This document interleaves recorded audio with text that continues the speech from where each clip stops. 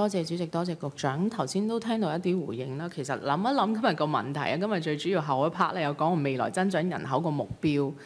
其實我諗人口政策整體嚟講咧，可能淨係靠一個局咧，或者淨同隔離局講咧，未必真係可以達到，甚至乎我哋今日嘅呢個小組會嘅一個整體目標。其實我哋香港整體嘅未來嘅人口政策走向，究竟我哋要點樣？我哋嘅人口組成個比例，其實我哋會唔會有一個整體嘅目標係諗住點樣呢？有幾個來源啦，一嚟就係我哋香港本地嘅人，係咪？跟住我哋未來會生成出嚟嘅嚇生育率方面嘅一個推進。另外就係我哋喺外來入嚟嘅人，可能內地嘅人口、國際嘅一啲友人嚟香港定居嘅一啲人口。咁其實我哋政府入邊其實會唔會而家現階段已經 set 咗一個叫做proportion 嘅一個比例？我希望大概有幾多個 percent 係引來嘅內地嘅專才，幾多 percent 係國際嘅一啲專才，我哋出生率又要希望推進到幾多？如果唔係有一個咁樣相對宏觀少少嘅一個目標咧，其實每一次咁樣逐啲咁樣去傾咧，其實會drill 咗喺下邊，一路喺下面 spin around， 你唔會諗到整體規劃要走到點樣。咁所以我比較想知道係點樣。其實我哋國家都有提到，以人口咧要去高質量發展，要支撐我哋中國式現代化發展嘅。咁呢一句其實睇落好似好簡單，但係整體我哋要諗得好深層次。可能我哋直情要諗，我哋開完而家呢一紮嘅會之後，其實係咪諗清楚我哋人口政策直情要提升到司長級嘅一個 level 嚟去真係整體睇，而有一個整體嘅計劃。如果唔係 keep 住咁樣去傾一啲數字啊，而家係咁啊，我哋等一啲人嚟啊，啲人又唔知嚟唔嚟啊，有好多嘅掣肘啊，其實可能未必真係整體係有一個規劃，我哋究竟要去點樣去做？人口少人生就已經梗㗎啦，老齡化都係梗㗎啦。呢兩個梗局之下，我哋要點樣去推進？頭先我所講個 proportion 就係話，我哋要點樣去推進生育率？我哋要點樣睇我哋外來人口係比例上有冇定到而家一個短期目標啊、5年目標啊、10年目標啊、15年目標啊？即係會唔會有一個咁樣嘅數字咧？唔該。好，副局長。主席。正如啱啱我喺開場發言所講咧，我哋好想阿林議員呢個係好個提問，其實有一個好未來一個好確定性嘅一個香港嘅目標。但係咧正如我頭先喺開場發言所講咧，我哋人口增長目的係為咗香港長遠嘅發展提供所需嘅人力，而人力情況咧會隨住時間受住經濟轉型啦、行業生態同埋科技發展因素嘅影響咧，去有變化嘅。所以嗰個嘅我哋而家都好難講得埋，究竟我哋嗰個嘅整體嘅人口係要係幾多？因為嗰個人口你話係有好多嘅技術工種咁樣。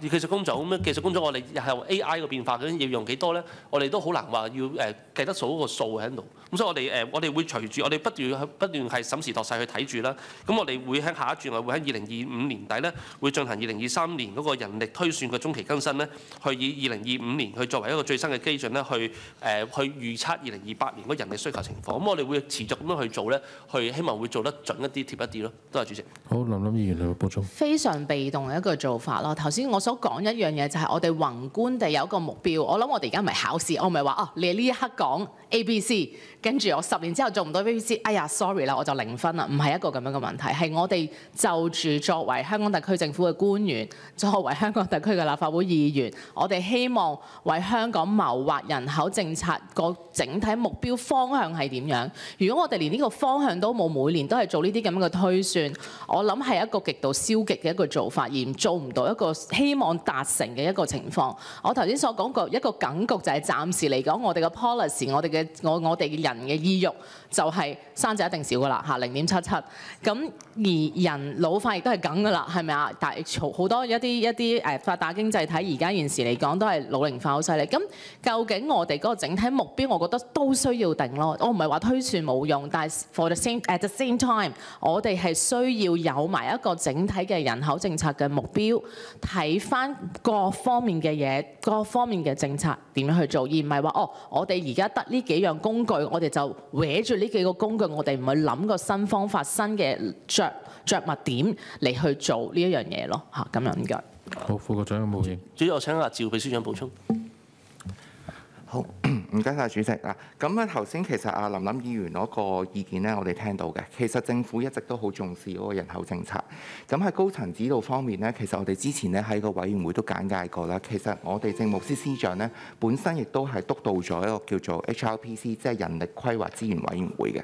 其實唔同嘅政策局嘅局長呢，都係喺當中咧係委員嚟嘅。就住一啲嘅人口數字啊，或者人口相關嘅議題呢，其實咧我哋定時咧都要向呢個委員會彙報。